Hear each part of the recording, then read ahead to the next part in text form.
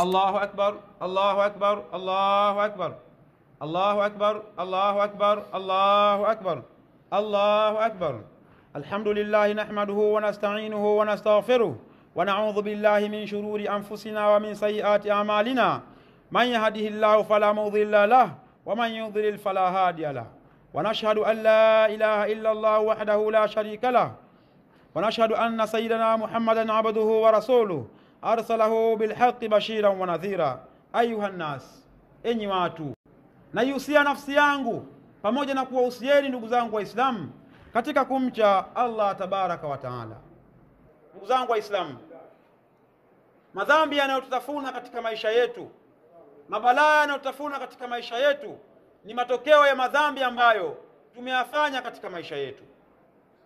Ndugu zangu Waislamu, wakati mwingine Allah humpa mtihani mwanadamu kwa sababu ya madhambi anayoyafanya. Kama umefanya madhambi siku za kawaida, Allah anaweza akakupa mtihani. Ni vipi ukifanya madhambi siku ya leo ambayo ni siku kubwa kabisa? Na mitihani ya Allah tabaraka wa taala, unaweza ukafanya dhambi leo akaja akakupa mtihani baada ya miaka 5 kwa ile dhambi ambayo umeifanya leo na huenda hukutubia, au kwa ile dhambi ambayo umeifanya leo ukaipuuza.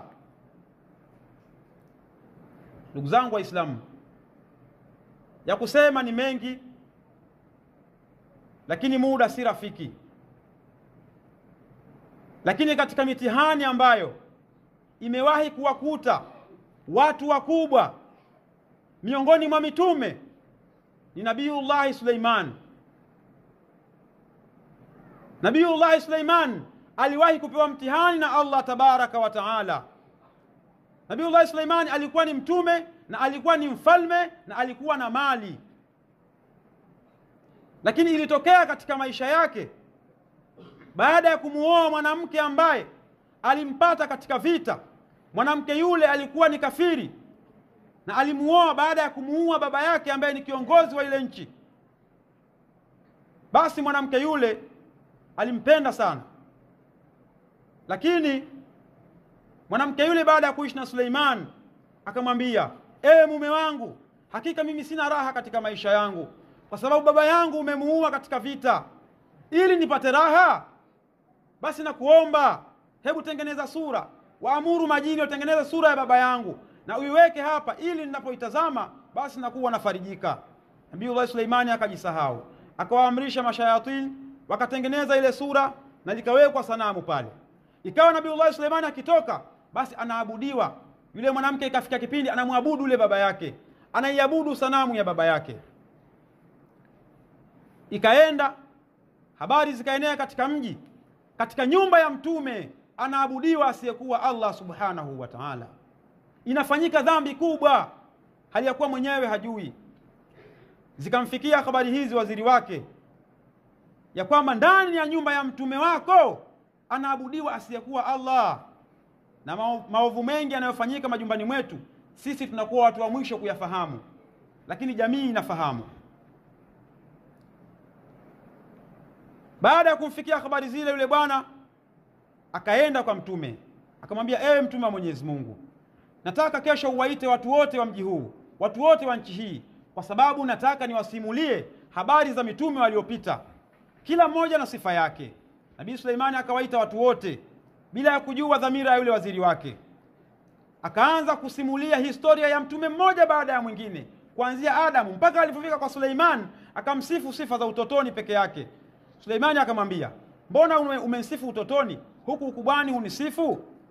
Akasema yule waziri kumwambia mtume, ukubwani sikusifu kwa sababu wewe unamshirikisha Allah tabaraka wa taala.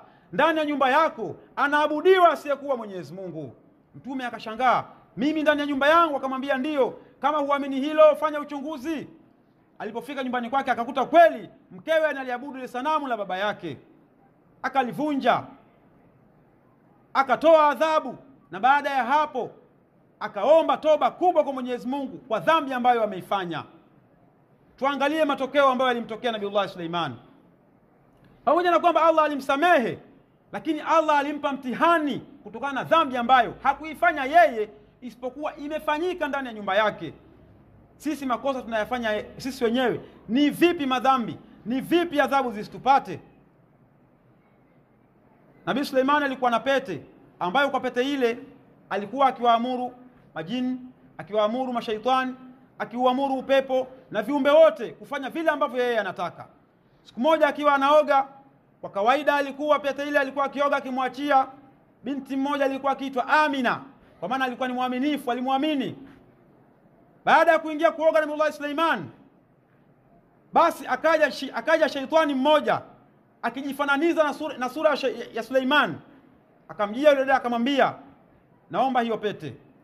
Yule dada akajua yule Nabii Suleiman, akampa ile pete. Baada ya kuivaa ile pete, yule shaitani akawa na mamlaka kama Suleiman, akaenda akakaa katika kiti cha Suleiman na kufanya hukumu kama Suleiman. Suleiman anatoka kuoga, anamwambia yule dada ampe pete. Dada anamwambia, pete nimeshakupa, kwanza wewe ni nani? Na Allah alikuwa tayari ameshambadilisha sura yake, hakuwa tena kama sura ya Nabii Suleiman. Akajua huu moja kwa moja ni mtihani kwa ile dhambi ambayo nimeifanya. Nabii Suleiman kwa kuogopea kuuawa, kwa sababu hana tena madaraka, akaona ni bora niondoke mbali na mji, nikatake toba huko mbali kabisa, huenda Allah akanisamehe. Nabii Suleiman akaondoka katika mji ule, hana kofia wala hana viatu, amevaa shuka tu, akaenda asikokujua, akitembea kwa mguu, akijirusha na kutaka msamaha kwa Allah tabaraka wa taala. Na kila anapokwenda katika nyumba kuomba msaada wa chakula baada ya njaa, anaambiwa toka, kwani wewe ni nani? Akiwaambia mimi ni Suleiman, anaambiwa mjinga kabisa wewe, ondoka. Suleiman ni mtu maarufu bwana, Suleiman ni mtume bwana, Suleiman ni mfalme, unamjua Suleiman wewe? Anaondoka mpaka akafika katika nyumba moja. Baada ya masiku mengi, njaa inamuuma, hawezi, akamkuta mwanamama. Akamwambia yule mwanamama, ewe mwanamama, naomba unihifadhi, hakika njaa inaniuma. Yule mwanamama alikuwa yuko peke yake, akamwambia, hakika mimi siwezi kukuhifadhi kwa sababu mume wangu hayupo, ila huruma yangu, ingia shamba hapo, kula unachokitaka, kuna maji hapo, kunywa kadri ya uwezo wako.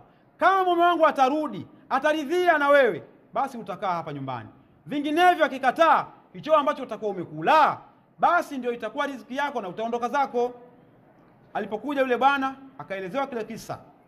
Lakini kabla hajarudi, Nabii Suleiman akaingia katika shamba, akakuta maji, akaoga na akala matunda. Uchovu kawa umemkamata, akakaa chini ya mti na akapitiwa na usingizi. Lakini pamoja na kwamba alipitiwa na usingizi, bado ikawa nzi wanamsumbua kutokana na vidonda ambavyo amevipata kutokana na kupigwa na jua na kutembea kwa muda mrefu bila viatu. Kwa kuwa toba yake Allah alikuwa ameshaikubali, basi akamtuma nyoka. Nyoka kaja akakata mti, akawa anampepea Nabii Suleiman ili kumuondoa wale nzi apate kulala. Ndugu zangu Waislamu, kuna mafunzo sana katika kisa hiki. Unapomcha Mwenyezi Mungu, basi viumbe wa Mwenyezi Mungu wanakutii. Na unapomwasi Allah, wale waliokuwa wakikutii basi wanakudharau. Leo watu wanadharauliwa na watoto wao kwa sababu wamemwacha Allah tabaraka wa taala. Baada ya kuja yule bwana, akaelezewa na mkewe kile kisa, akaenda katika bustani, akamkuta Nabii Suleimani anapepewa na nyoka. Akamwambia, mke wangu, huyu si mtu wa kawaida. Kwa kawaida nyoka ni kumdhuru mtu, lakini huyu anamtetea. Huyu mtu sio wa kawaida, hebu tumchukue tuishi naye. Wakamchukua wakakaa naye. Wakamuuliza, bwana wewe, tunataka tukuozeshe binti yetu, uko tayari? Akasema niko tayari. Wakamuozesha binti yao bila kumjua kama yule ni Suleiman. Na wakamwambia, ukae hapa nyumbani bila kufanya kazi yoyote, utakula na kila kitu utapata hapa, wewe ni mtoto wa nyumbani. Akasema, hapana, nilishazoea kujishughulisha, naomba fursa angalau hata nilime au nifanye shughuli zozote za mtaani. Wakati huo katika miliki yake kule utawala unaendelea, yule shaitani anaendelea kutoa hukumu kama Suleiman. Lakini watu wakapata wasiwasi, mbona hukumu za sasa hivi sio zile za Suleiman? Hapa kuna tatizo. Yule waziri wake akawakusanya watu na kuwaambia, hakika huyu sio Suleiman. Suleiman ninayemjua mimi hana hukumu hizi, tumtafuteni Suleiman. Yule shaitani baada ya kuona watu wameshtuka, akasema, hapa wataniua, ngoja nikimbilie baharini na nikapotee, na hii pete ya Suleimani nitaitupa baharini tu, mimi nikose na yeye akose. Huku Nabii Suleiman akawa amejiunga na kazi ya wavuvi kwa ajili ya kuvua samaki na kuingiza kipato chake cha siku. Anakwenda anawasaidia wavuvi, wakirudi wanampa samaki mmoja, anakwenda anakula na mke wake. Ikaenda ndani ya siku 40. Siku hiyo anapewa samaki.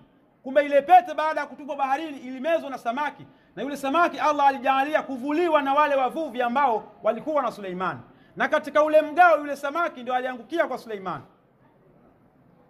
Akapewa yule samaki, akampa mke wake. Katika kumtengeneza, mara akaona nuru imejaa chumba kizima.